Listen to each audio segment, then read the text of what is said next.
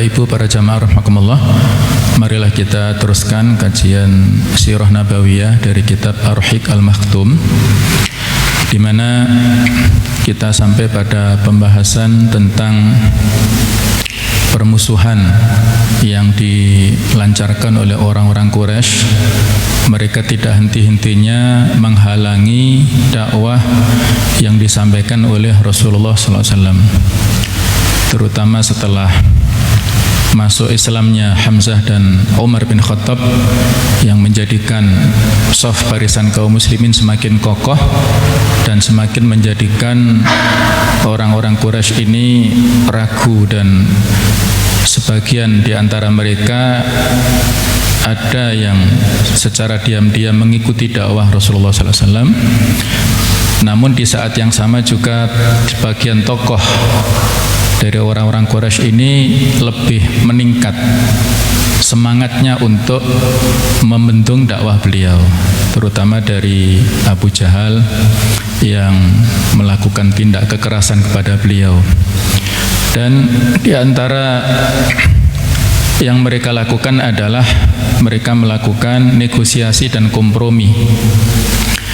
Ketika para kaum Quraisy ini gagal berunding dengan cara membujuk, dengan janji yang menggiurkan bahkan mengancam, maka saat itulah di antara mereka tersadar perlunya untuk melakukan semacam negosiasi, mencari jalan tengah, mencari titik temu, dan berusaha untuk, ya kalau dalam bahasa kita sekarang ini ada semacam toleransi.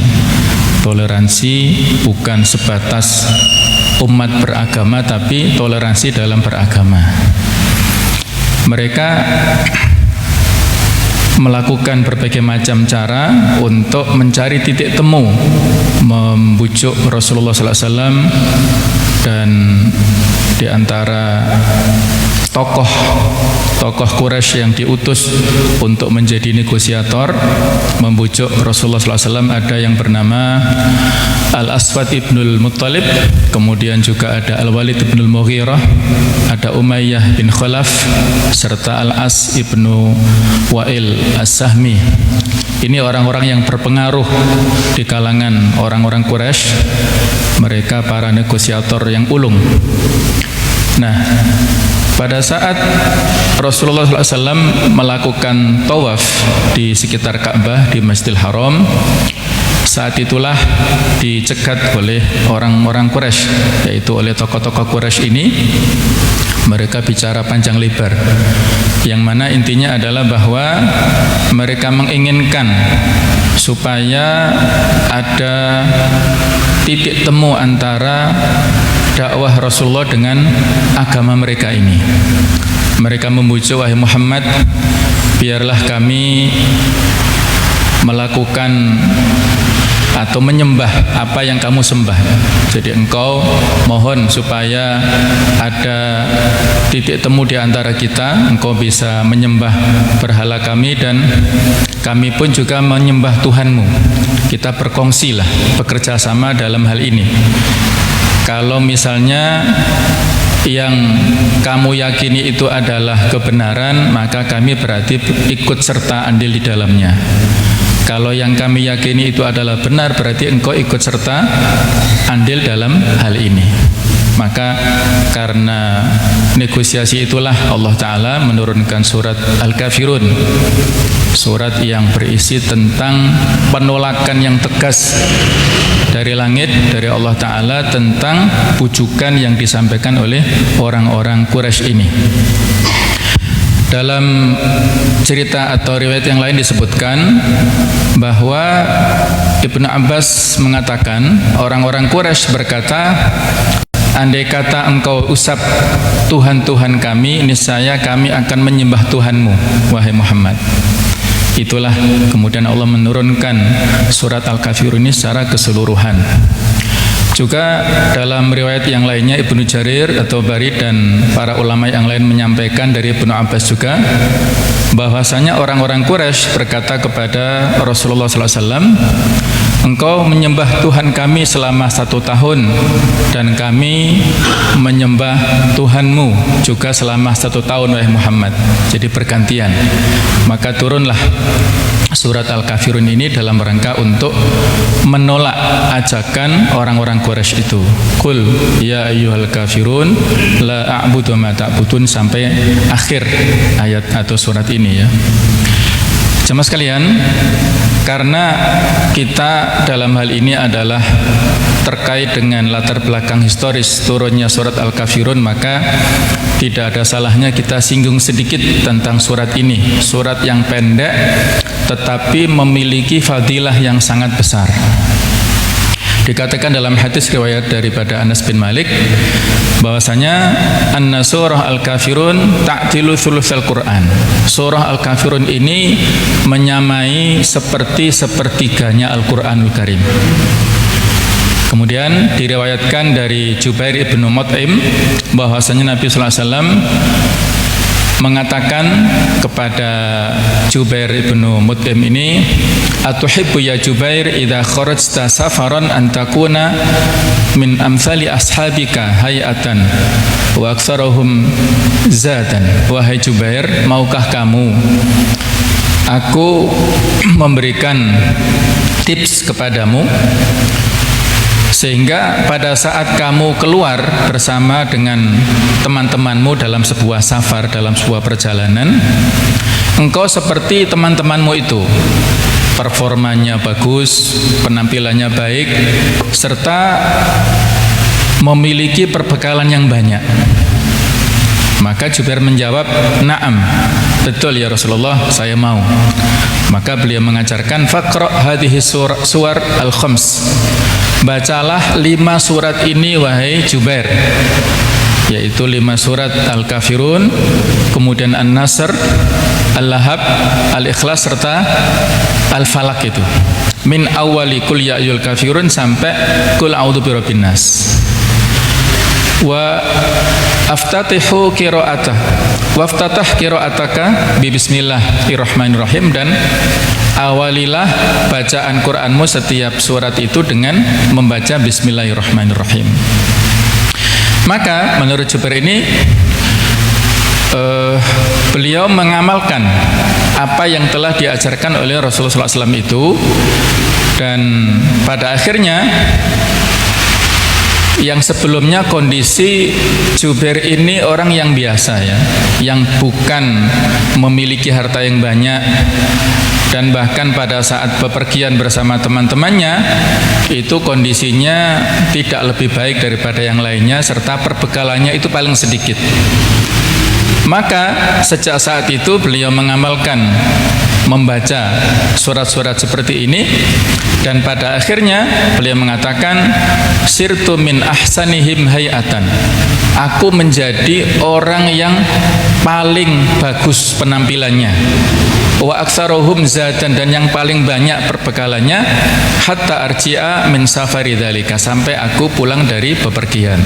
Jadi selama bepergian dia berzikir dengan membaca surat-surat ini, yang akhirnya Allah mengabulkan permohonannya itu, doanya itu dengan melalui perantaraan wasilah tilawatul Quran tadi, yang akhirnya membuat dia lebih percaya diri ya. Dia bukan bermaksud untuk riya ataupun pamer ataupun sum'ah riya, bukan ya, tapi dalam rangka supaya meningkatkan kepercayaan dirinya dan tentunya insya Allah lebih semangat untuk berdakwah. Jamaah sekalian, kemudian ada lagi seorang sahabat yang minta petunjuk kepada Rasulullah SAW. Qala rajulun Nabi SAW, ausini, berikanlah wasiat kepadaku ya Rasulullah. Maka beliau mengatakan, iqra' inta manamika qul ya ayyuhal kafirun, bacalah sebelum tidur surat Al-Kafirun ini, fa innaha bara'atun minasyirki, karena membaca surat Al-Kafirun ini akan bisa membebaskanmu dari kesyirikan.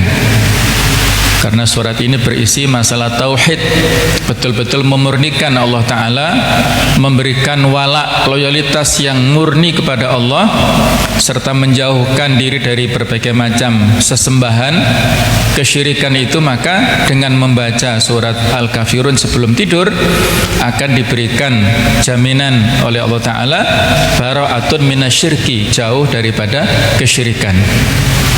Wa qala Ibnu Abbas, Abdullah bin Abbas mengatakan, laisa fil Quran asyaddu ghaidan li iblis minha. Di dalam Al-Quran tidak ada ayat ataupun surat yang lebih menjadikan iblis itu marah daripada surat Qul ya ayyuhal kafirun ini. Li'annaha tauhid wa bara'atun minasyirki, karena surat ini berisi tentang masalah tauhid dan pembebasan dari masalah kesyirikan. Inilah fadilah yang sangat besar dari surah Al-Kafirun. Bisa kita baca biasanya oleh Rasulullah SAW, dibaca pada saat sholat qobliyah subuh. Surat Al-Kafirun dibaca pada saat rakaat pertama dan Al-Ikhlas pada rakaat yang kedua. Juga pada saat sholat syuruk. Dalam hadis yang lainnya diceritakan bahwasanya barang siapa yang setelah sholat subuh dia berzikir kepada Allah, berdoa sampai matahari terbit, dan beberapa saat kemudian dia melaksanakan sholat 2 rakaat, yang pertama adalah membaca Al-Kafirun, yang kedua membaca Al-Ikhlas, maka dia mendapatkan pahala seperti orang yang berhaji secara sempurna dan sempurna. Itulah fadilah yang besar dari surat ini. Juga pada saat kita melaksanakan qobliyah maghrib, bisa kita baca rakaat pertama Al-Kafirun dan rakaat yang kedua adalah Al-Ikhlas setelah baca Al-Fatihah. Nah, jemaah sekalian, di surat Al-Kafirun ini ada pengulangan-pengulangan. Qul ya ayyuhal kafirun la a'budu ma ta'budun. Aku tidak menyembah apa yang kalian sembah. Kemudian wala antum abiduna ma'abud, kalian juga tidak menyembah apa yang aku sembah. Ini yang perlu kita perhatikan. Ada lam yang berfungsi sebagai penolakan ya. La itu panjang, mat tobi'i, mat asli 2 harokat. Ada sebagian imam di musola yang pernah saya ikut mampir di sholat di situ, itu yang saya sayangkan la-nya dibaca pendek. Ini artinya berarti bertolak belakang ya. Kalau la a'budu, aku tidak akan menyembah apa yang kalian sembah.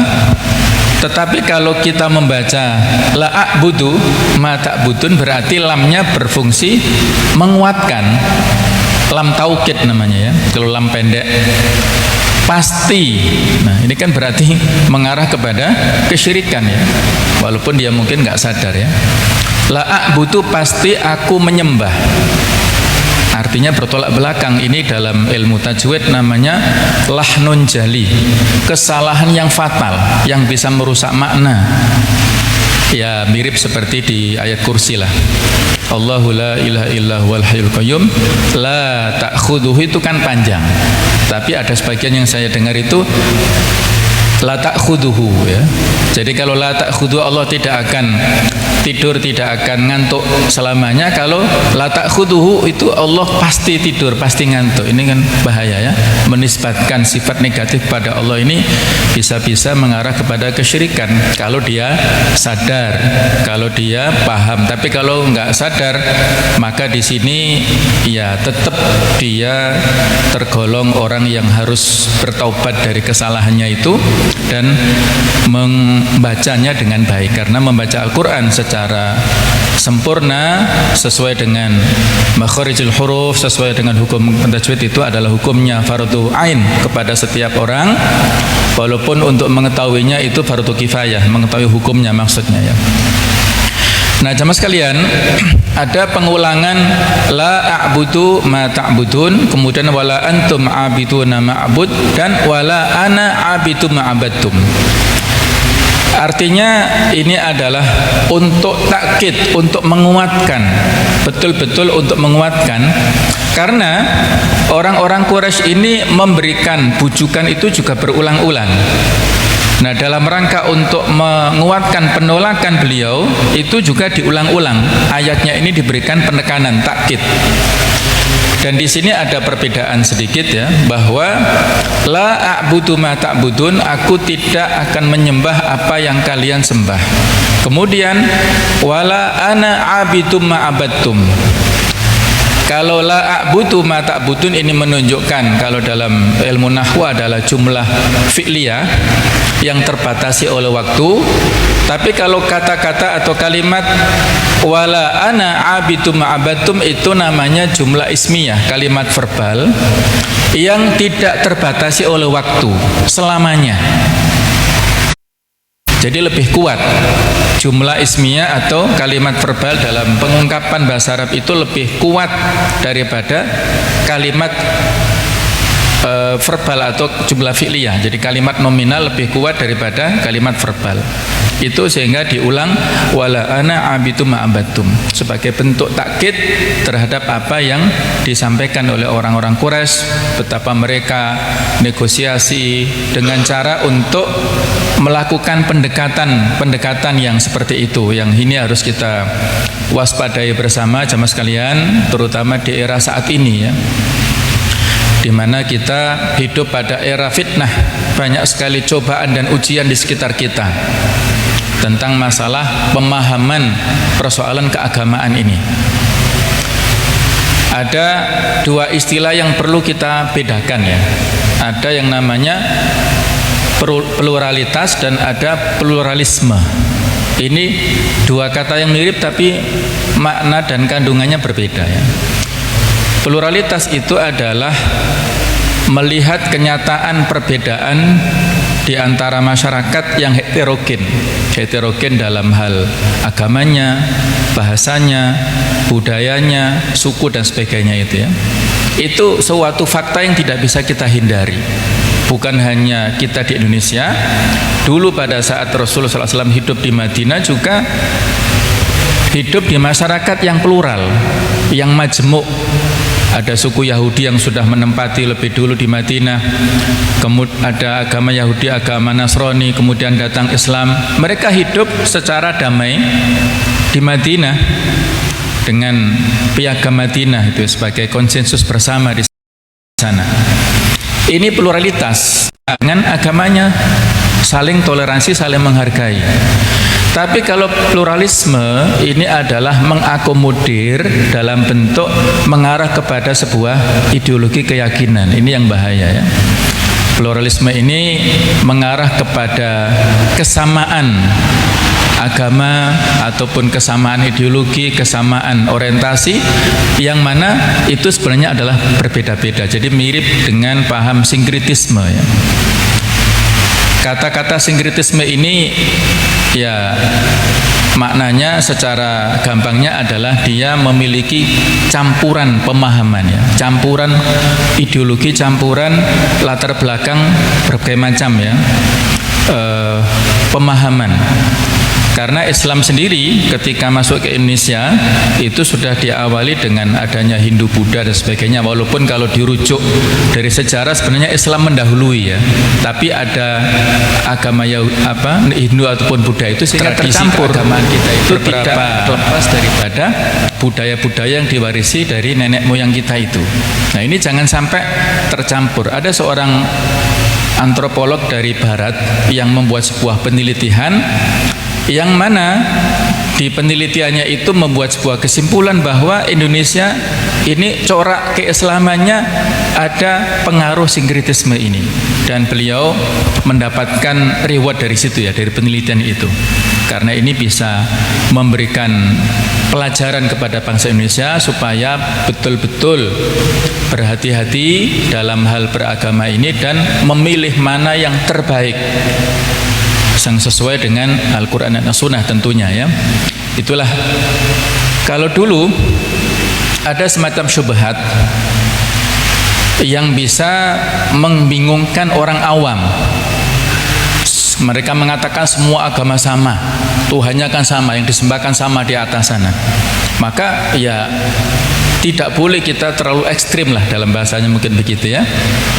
Nah, mereka di antara dalihnya itu adalah surat Ali Imran ayat 64. Dulu era tahun kira-kira mungkin 90-an lah, ini populer ya. Syubhat seperti ini.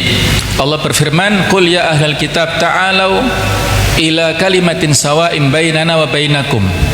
Katakanlah kepada orang-orang ahlu kitab, orang-orang Yahudi ataupun orang-orang Nasrani, marilah kalian ke sini, kita bersatu dalam sebuah kalimatin sawa, kata yang sama antara kita dengan kalian. Jadi ayat ini diputus sampai di situ. Kalimatin sawaknya seperti apa itu nggak dijelaskan. Padahal kata yang berikutnya itulah penjelasannya, alla na'budu illa iyyah, agar kita tidak menyembah kecuali kepada ilallah, ya kepada Allah, wala nusyrika bihi syai'a, tidak berbuat syirik dan seterusnya itu diputus. Jadi dikatakan bahwa semua agama itu sama. Ini kalimatin sawa, sama antara Islam, Yahudi, Nasrani, kan ini disebut agama samawi ya, agama yang turun dari langit, yang punya kitab suci, sehingga tidak ada bedanya antara Muslim dan non Muslim, Yahudi atau Nasrani. Ini bahaya ya, pemikiran yang bahaya yang perlu untuk kita waspadai, kita jauhi, jangan sampai meracuni generasi kita ataupun kita sendiri ya. Karena dengan pemikiran seperti ini akan ada sikap toleransi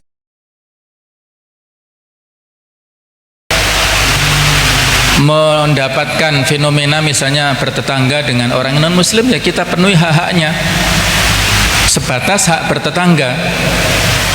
Tetangga itu ada 3 tipe.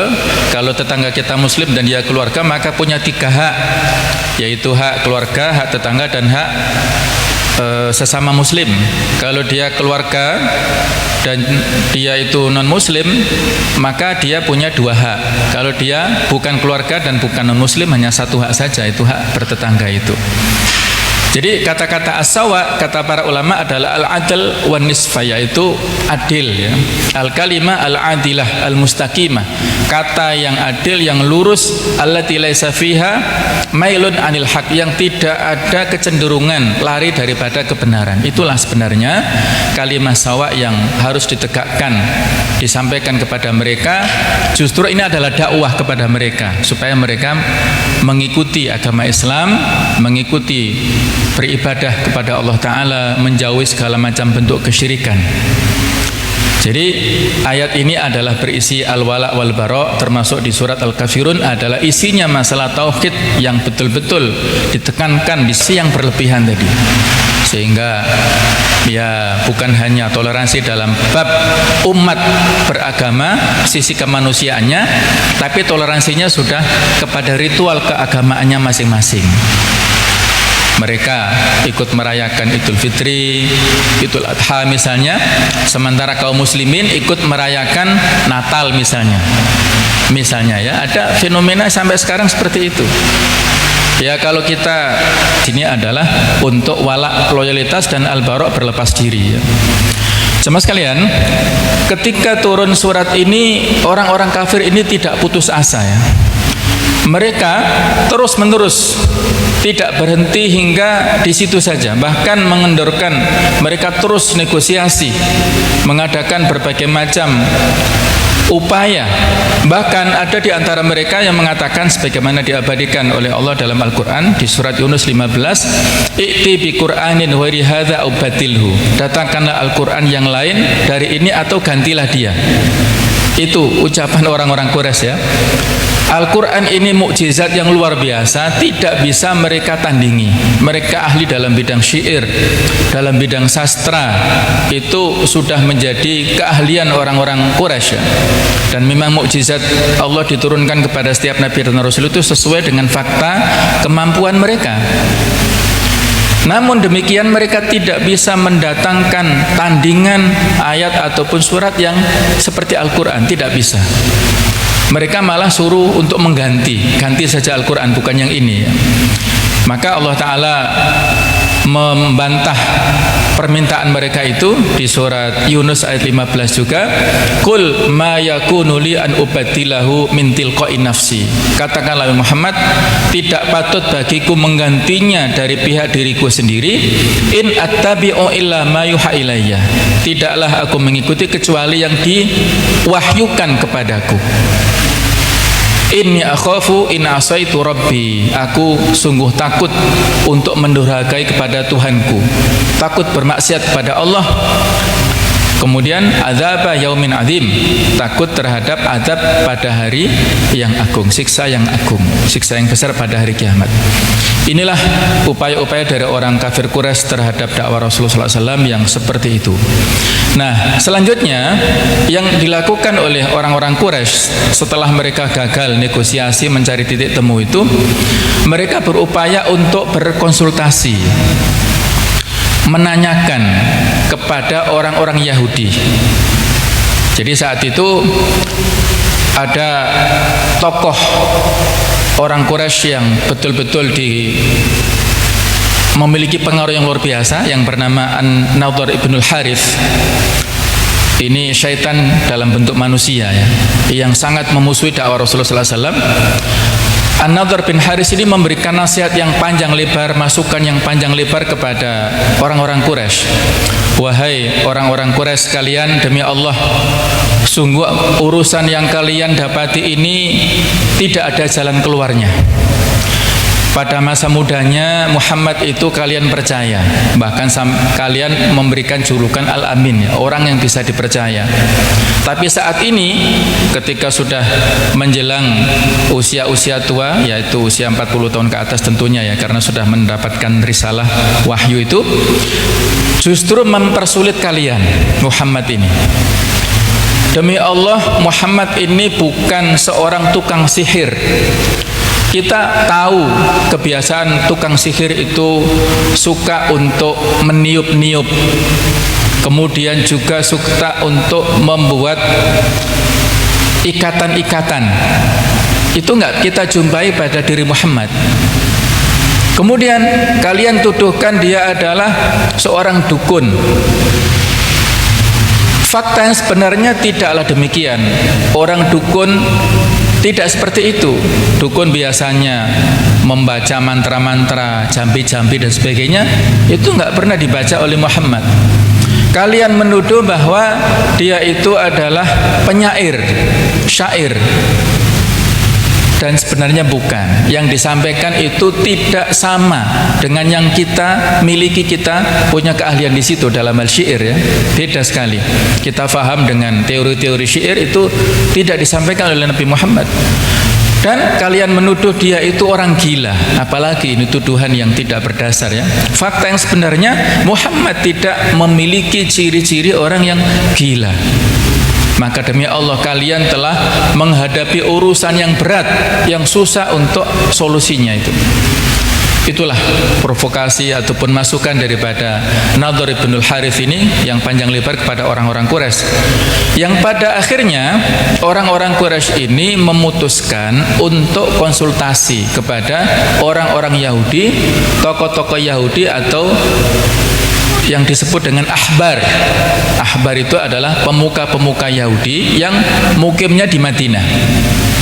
Maka dilakukanlah perjalanan dari Mekah ke Madinah.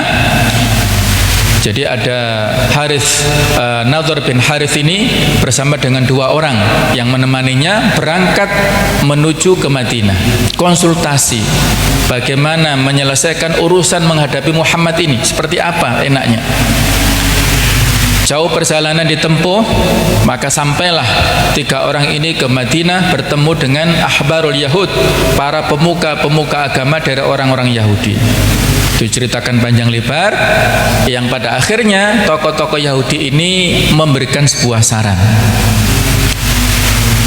Tanyakanlah kepada Muhammad itu tentang persoalan-persoalan ini. Kalau dia seorang nabi, maka dia akan bisa memberikan jawabannya. Tapi kalau dia seorang manusia biasa, berarti dia sudah berbohong, berdusta. 3 hal yang kalian tanyakan kepadanya ini adalah: yang pertama, tentang kisah para pemuda yang mempertahankan akidahnya, mempertahankan keimanannya sampai mengasingkan diri, dan itu adalah kisah yang sangat menakjubkan. Tanyakan kepada dia. Yang kedua, tanyakan tentang seorang pengembara yang sampai ke ujung dunia barat dan timur. Ceritanya juga mengagumkan. Tanyakan kepada dia, bagaimana cerita dari orang ini, dari pimpinan ini. Dan tanyakan kepada dia tentang masalah ruh. Kalau dia bisa menjawab, berarti dia adalah seorang nabi. Tapi kalau tidak bisa, ya berarti dia manusia biasa yang berbohong. Nah, inilah dia sudah mendapatkan ilmunya, ya, mendapatkan bagaimana strategi untuk mengetes Nabi Muhammad SAW apakah betul seorang rasul atau seorang pembohong ini. Maka pulanglah utusan-utusan dari Quraisy ini ke Mekah dan menyampaikan kepada orang-orang Quraisy dan memanggil Nabi Muhammad SAW. Ditanyakan kepada Nabi Muhammad tentang 3 hal itu. Yang pertama, ditanyakan kepada beliau tentang kisah para pemuda yang mengasingkan diri di gua itu, yang disebut dengan Ashabul Kahfi. Itu bagaimana cerita yang sesungguhnya. Kemudian yang kedua, ditanyakan tentang raja yang mengembara jauh sampai ujung barat ataupun ujung timur dunia, Dzulqarnain. Siapakah dia sebenarnya? Dan ditanyakan yang kencing, ya, emosinya. Beliau mengatakan, aku akan menjawab besok pagi. Datanglah menemuiku besok pagi, aku akan menjawabnya. Lupa mengatakan insya Allah. Akhirnya jamaah sekalian apa? Beliau menunggu-nunggu, ternyata tidak turun-turun. Besok ditunggu tidak turun, lusa ditunggu juga tidak turun-turun. Sampai beberapa hari, bahkan sampai 15 hari wahyu Al-Quran tidak turun-turun. Sampai beliau gelisah karena sudah ada provokasi. Wah, Muhammad tidak bisa menjawab, dia adalah manusia biasa, dia adalah pembohong, macam-macam, ya, sudah beredar berita-berita provokasi kepada orang-orang Quraisy di Mekah. Beliau betul-betul menyerah, ya, tidak bisa ngarang sendiri kan tentunya, ya, nggak bisa. Maka Allah Ta'ala pada hari ke-15 mengutus para malaikat, dan jumlahnya nggak sedikit. Dalam riwayat disebutkan ada 70.000 malaikat yang mengawal turunnya surat Al-Kahfi kepada beliau ini sebagai jawaban atas pertanyaan orang-orang Quraisy ini. Dan juga ada tambahannya di surat Al-Isra di ayat yang ke-85 tentang masalah ruh. Jadi kalau di surat Al-Kahfi itu lengkap. Surat Al-Kahfi ini ceritanya diturunkan utuh, tidak terpisah-pisah. Sama dengan Al-Kafirun tadi juga utuh, ya, tidak terpisah-pisah sebagai jawaban atas pertanyaan orang-orang Quraisy tentang masalah Ashabul Kahfi. Diceritakan mulai ayat yang ke-9 sampai 27, am hasibta anna ashabal kahfi warraqimi kanu min ayatina ajaba, ya.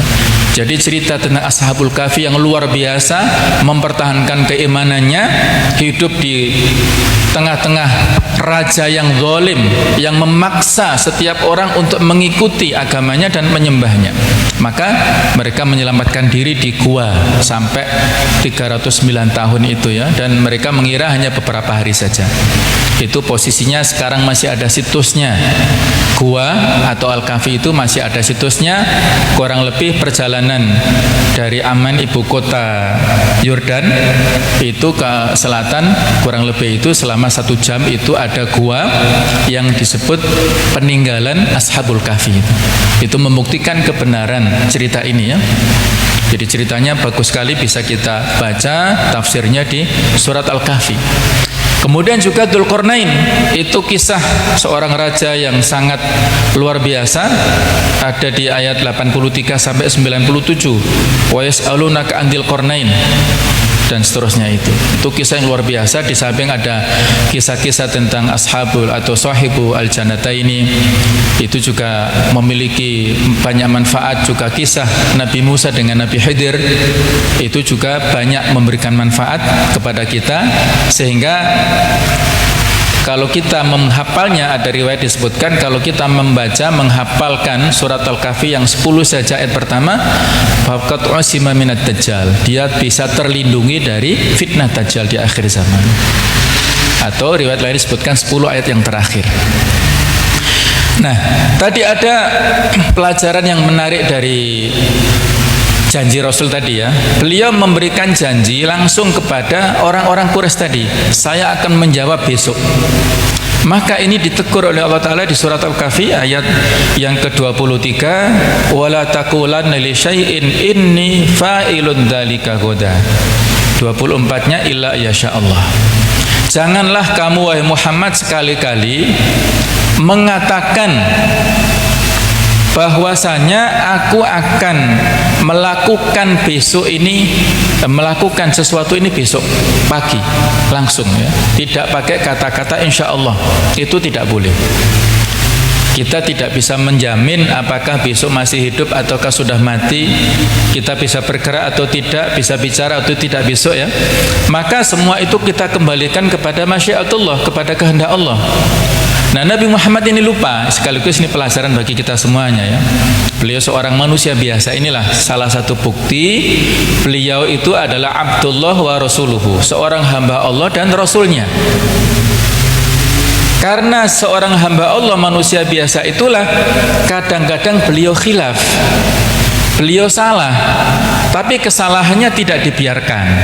Jadi kemaksuman beliau itu beliau dijaga oleh Allah Ta'ala, tetapi tidak melepaskan diri dari sisi kemanusiaannya.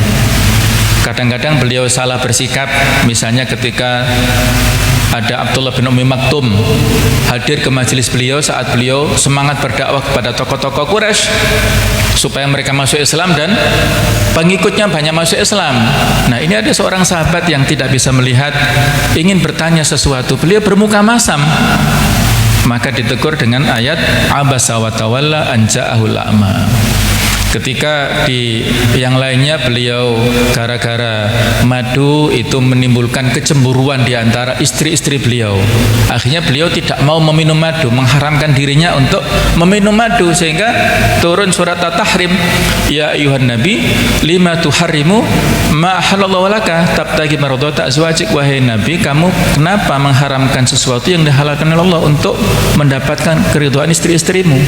Jadi beliau adalah seorang hamba Allah, kadang-kadang lupa, kadang-kadang khilaf, tapi tidak dibiarkan. Wahyu turun untuk mengingatkan, atau kadang-kadang sahabat lain yang memberikan masukan, dan beliau orang yang sangat demokratis menerima masukan nasihat dari para sahabat yang lainnya itu. Nah, termasuk dalam hal ini beliau khilaf, lupa. Biasanya mengatakan insya Allah, memberikan janji, ternyata tidak bisa. Tidak, atau dalam bahasa Jawanya meleset lah ya, meleset, tidak bisa menjawab pertanyaan dari orang-orang Quraisy ini. Maka ditegur oleh Allah Ta'ala di dalam ayat ini, dan ini juga merupakan teguran bagi kita semuanya.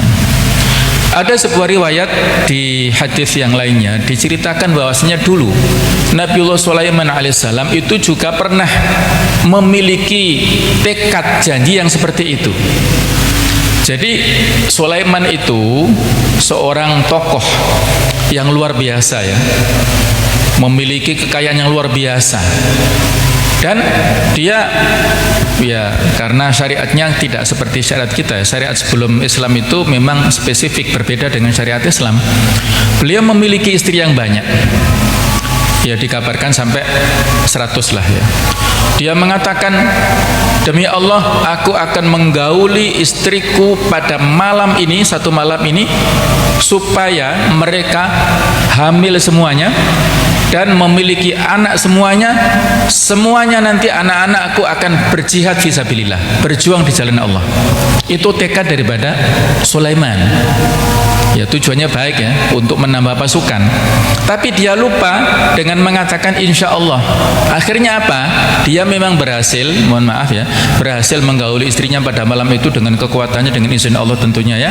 Tapi tidak ada yang hamil dari para istrinya kecuali satu saja yang hamil, dan melahirkan anak itu pun anaknya nggak sempurna, cacat, tidak sempurna.